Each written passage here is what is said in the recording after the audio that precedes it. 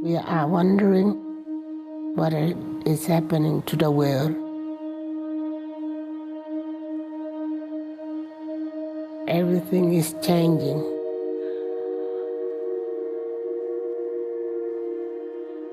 The very idea of human being some sort of natural concept is really going to change. Our bodies will be so high-tech, we won't be able to really distinguish between what's natural and what's artificial. Inside our own heads is the most complex arrangement of matter in the known universe. You might ask yourself, can we get to be superhumans?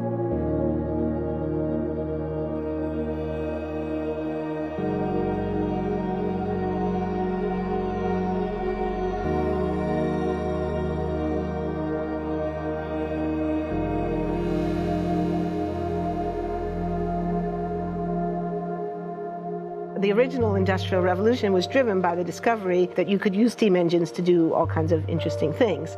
But that was followed by additional revolutions for electricity and computers and communications technology. We're now in the early stages of the fourth Industrial Revolution, which is bringing together digital, physical, and biological systems.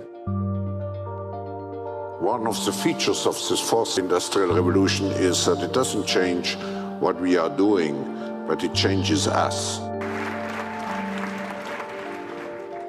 With the ability to visualize brain activity, for example, through a simple consumer-based EEG device, it gives us access to ourselves in ways that we've never before thought possible. It unlocks the black box that is the brain and enables us to really, truly be able to realize an identity that is aspirational. There's now a scientific foundation for the effects of mindfulness on the brain, on the genome, on biological aging. And when the human mind does know itself, then you get the potential for a new renaissance that restructures itself in terms of our relationship to life, our relationship to the planet, our relationship to work.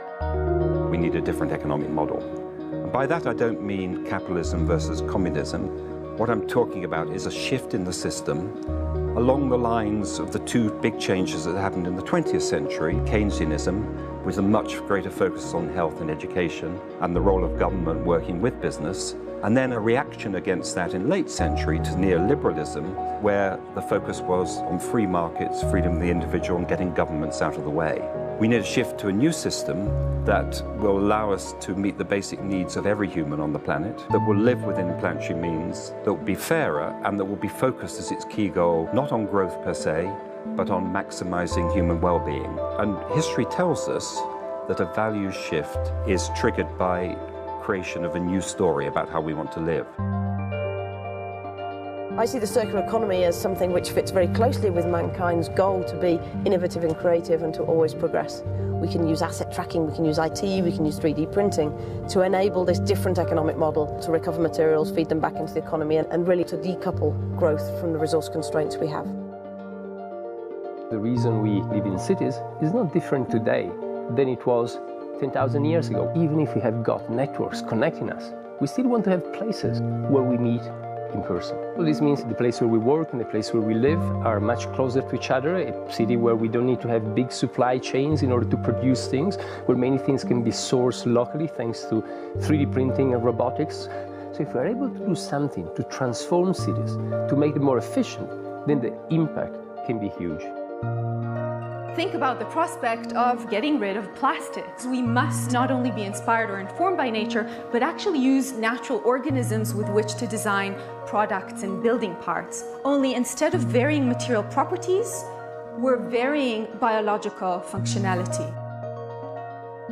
Design is critical today because it's the first signal of human intention. So the question of adding quality to quantity, it isn't a matter of simply circulating things that are potentially toxic. It's circulating things that are safe and healthy for all generations. So the goal is no longer, I want to be less bad, less monotonous, less unsafe, less unjust. It's really about a diverse, safe, healthy, and just world with clean air, clean water, clean soil, clean energy. Together we are fighting to preserve our fragile climate from irreversible damage and devastation of unthinkable proportions.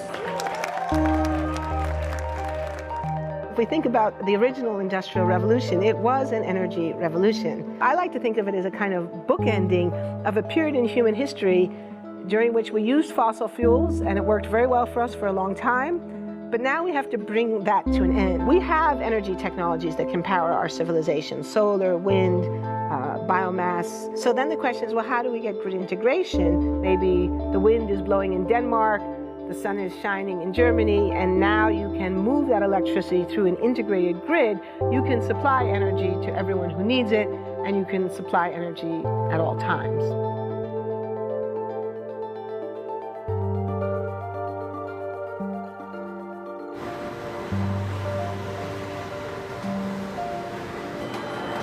Walking around, you do see different stuff as far as like the body marriage line. They use a lot of things that help them lift up and move things to the car. You just sit there and, program something, and it has its own set mind to go ahead and do everything. And then as humans, we just come in and take the extra steps to help the technology. It's not the cure-all for everything. There's definitely a lot of things where people perform the operation better, but certainly for the right applications, robotics are a huge improvement for the process. The prediction of 5 million jobs lost by 2020 to technology is serious, but it's not the main question. Construction, manufacturing, services, public health and education, these industries will still exist. The main question is, what will be the future of work? How will we define work? How will we share the wealth? From the viewpoint of the labor or jobs, now we really need new education or new training. We're working with a World in Motion and First Robotics, trying to encourage students from 3rd grade all the way up through the end of high school. We had students make sailboats, and then we had them race them, and so they could see how quickly they could move. And they immediately went back and started to say, oh, I saw what happened, I'm going to go change this or that. And that was 3rd graders.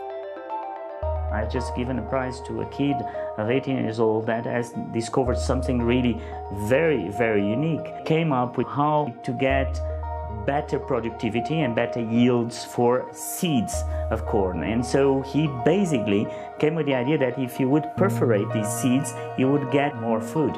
And you think about it and say, but he didn't go to university. So how does he get all that knowledge? And he told me, I've been watching YouTube since the age of 12, and I'm so interested that I've seen everything about it. I've read everything about it.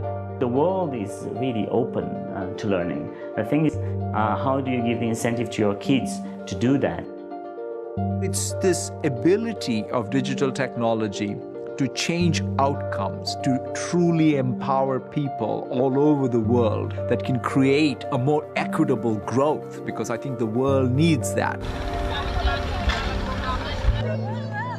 Fourth industrial revolution has the potential to make inequalities visible and to make them less acceptable in the future, and hopefully to gather and garner political support to take the necessary decision to reduce the gap.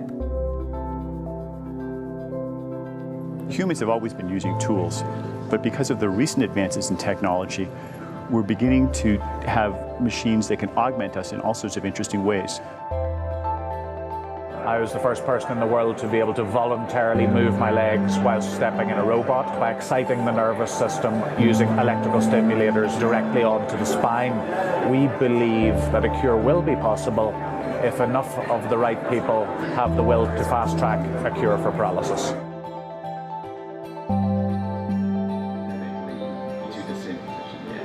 We take two things from the patient. First, we take a three-dimensional X-ray, and we extract the three-dimensional data out of that so we can make a perfectly shaped puzzle piece. And then we also take a sample of fat tissue from the patient so that we can extract the stem cells out of those. And we use those stem cells with this three-dimensional scaffold that we fabricate, and after 3 weeks, we have a piece of living bone that's ready for implantation.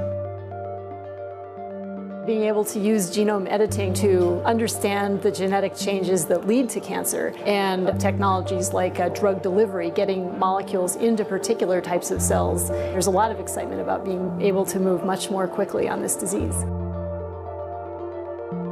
One of the things that I think is so essential to free and open societies is freedom of thought. And up until now, the conversation we've been having is around freedom of speech. Once we can access people's thoughts and access people's emotion, we have to create a space that enables people to think freely, to think divergent thoughts, to think creative thoughts. And in a society where people fear having those thoughts, the likelihood of being able to enjoy progress is significantly diminished. We need to take responsibility at every level of society, from the individual and the personal to the institutional to the global, to adapt to these technological challenges and changes which are redefining what it means to be human, what it means to work, what it means to be completely embedded in this world. People always ask me if I'm an optimist or a pessimist. The technology exists, but how do we get it and implement it at the scale we need at a price that people around the world can afford? Even though we have everyday problems we have to solve, we have to find a way to lay the foundations for the innovations of tomorrow.